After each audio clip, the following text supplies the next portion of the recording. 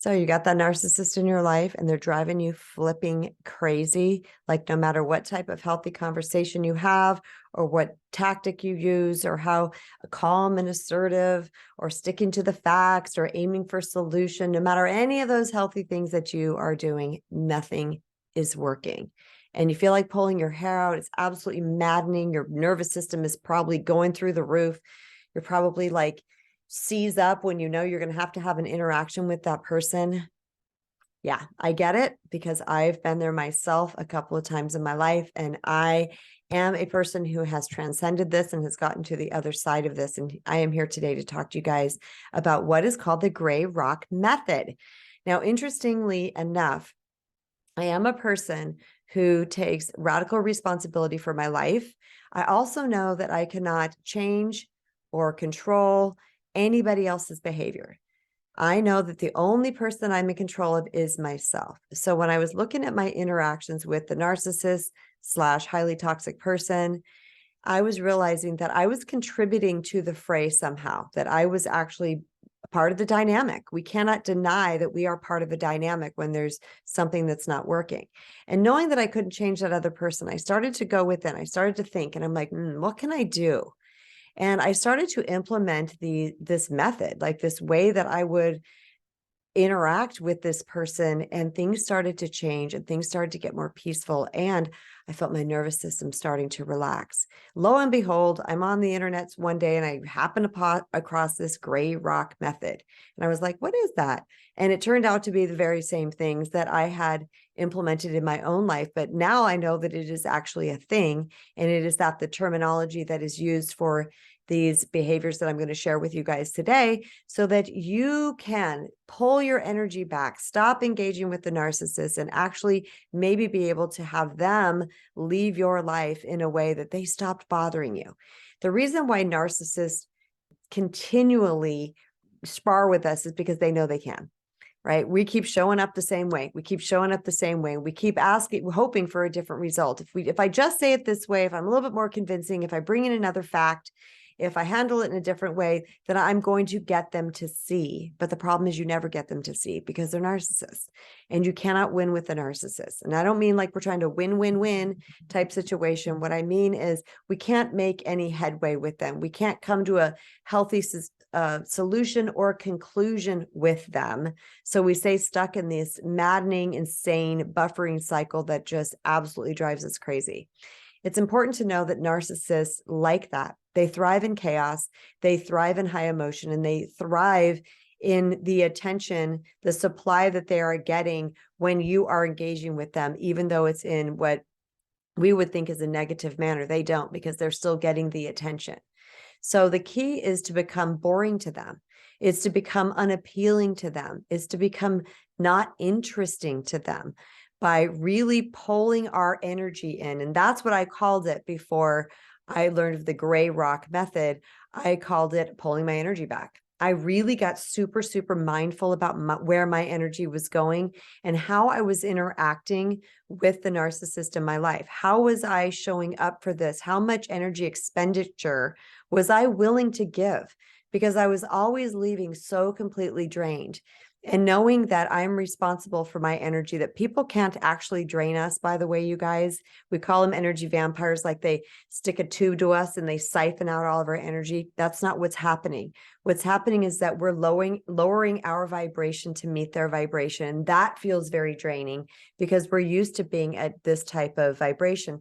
That's why a narcissist and a toxic person they function at this all the time. They don't feel that drain because this is their flat line. This is their baseline. But when we lower ourselves to get connected to that and to spar with them, we're draining our own energy. So I learned that method. I was like, I have got to figure out how to not to drain my energy. So I'm going to share with you guys how to stop becoming the narcissist supply, how to make them, whether it's consciously or subconsciously, realize that they're not going to get supply from you. You're not that person. And the key is hopefully that they will move on and they will get supply from somebody else.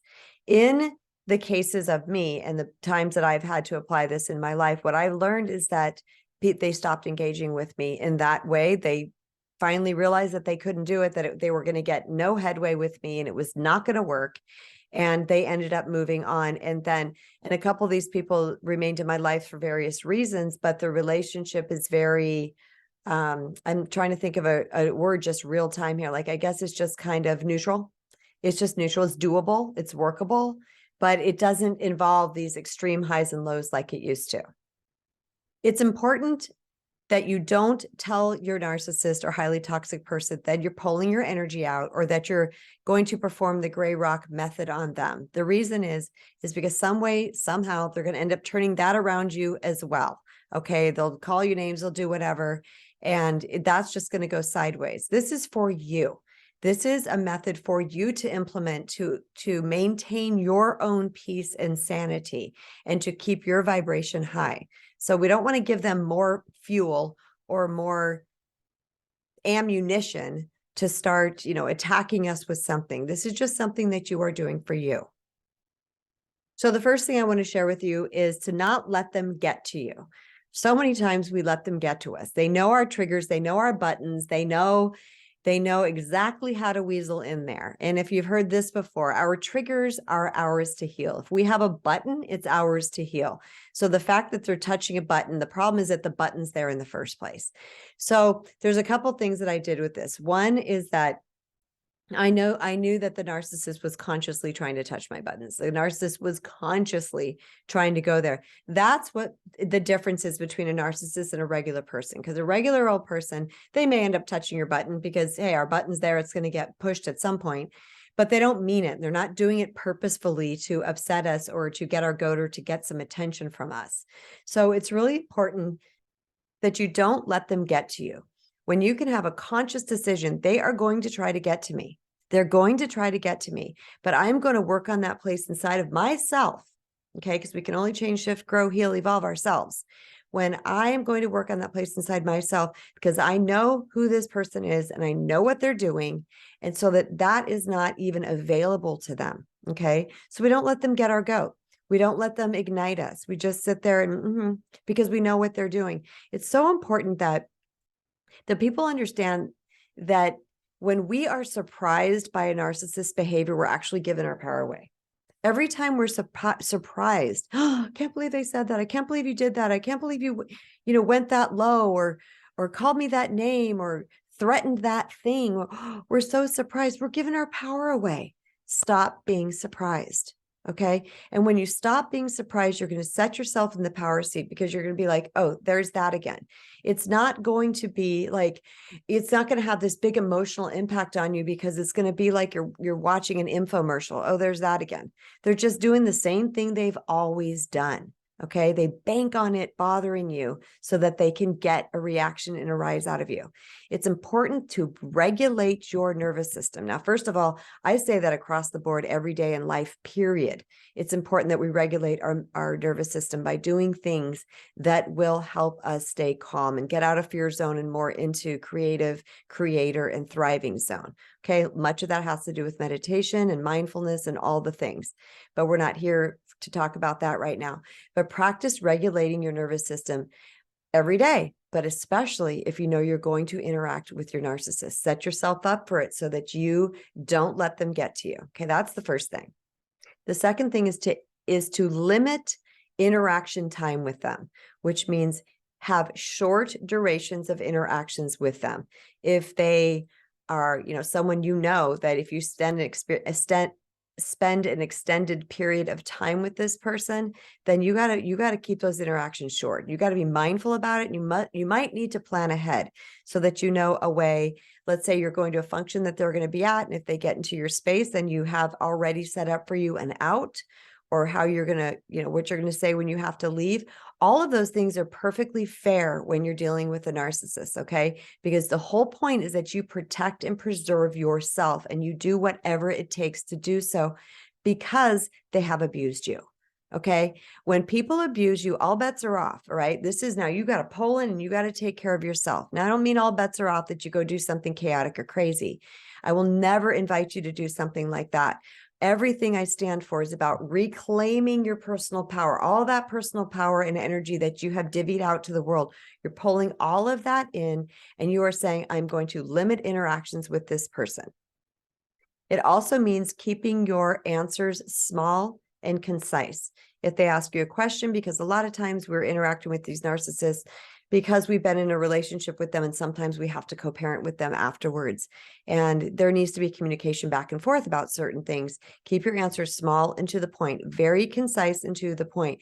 The point is, remember, you're keeping your energy in your own lane. You are not allowing yourself to fragment over to them. So it's a yes or a no or an I don't know. It can even be a mm-hmm or a mm-mm if you're in person, right? The key is to keep it very concise and small and short, so that you're not giving them extra fuel or ammunition to turn around and somehow attack you.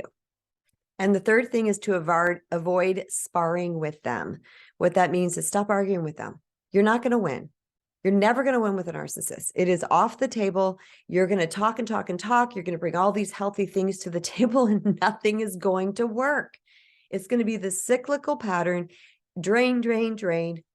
You're going to wonder why you keep trying. Stop trying. I know this sounds crazy. Maybe not. Maybe it sounds exciting to you, but for me, it was like an aha, an epiphany one day when I was like, why do I keep trying? Like nothing's working. So I'm spending all this energy and time and hours in conversations and emotional draining to try to get this person to see healthy and rationally. They're not healthy and they're not rational, and they're not going to see it that way. So stop sparring with them. Don't try to convince them of what you know to be capital T truth or morally or valuely correct or right.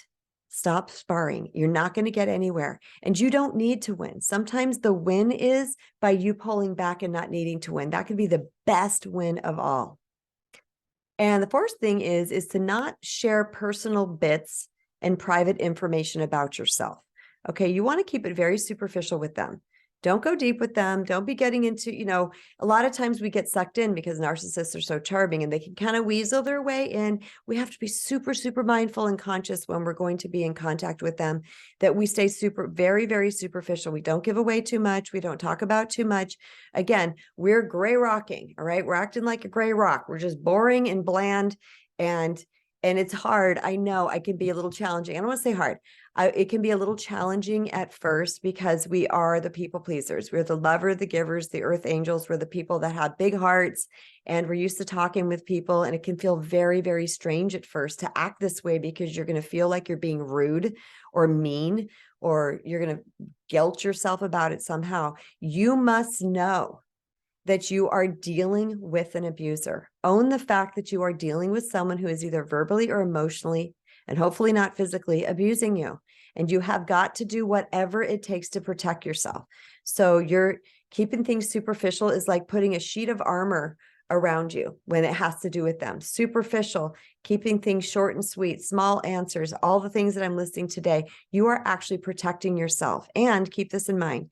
Anything that is rooted in love of self, okay? This is self-love. Great rocking is actually loving yourself, taking care of yourself. It falls under the self-love tenet of respect and protect, okay? When you are loving yourself, it is always good for the highest good of all concerned. That is a very positive energy. So even though it's going to feel weird to you or wrong to you, please know and let it sink into your being that it's actually right for you. And the fifth thing is to remain non-emotional and detached. Okay. Now, I'm an emotional person. I feel with my emotions. I am, I'm highly sentient, clairsentient, and intuitive. And I rely on my emotions a lot to guide me through life, because that's how I get information. However, with this particular person, I have to be non-emotional. I have to see them as a non-thing. Now, I don't mean that in a mean way. I have to see them as like a piece of paper or a rock or a car or something. And I interact with them just enough, okay, that the point gets across or the communication happens or whatever it is. But other than that, they don't get the whole of me. When somebody has gotten the whole, meaning the entirety of you, and they have exploited it, they don't get that anymore. That is no longer their right. They have not earned the right to have your emotions and to have your vulnerability and to talk about deep topics or to get into the insides of your life. You've revoked their right to have access to that part of you. So know that you are just pulling in and you are retracting and you are detaching emotionally, and you are no longer going to be vulnerable and open with them about things in your life, because this is self-care and this is self-preservation.